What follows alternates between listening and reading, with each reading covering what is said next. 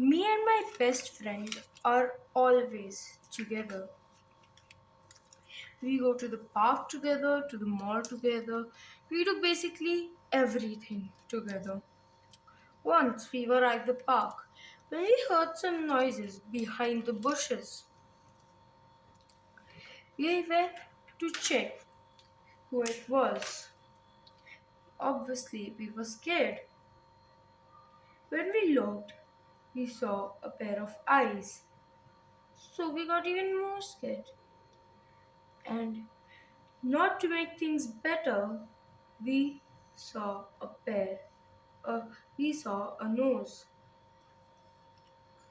So we were terrified. Who could it be at this late?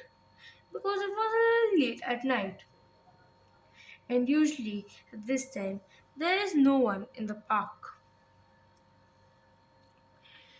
So we went to look further at who it could be when we saw a pair of whiskers and the most adorable cat that we had ever seen came out of the bushes looking scared and ran away.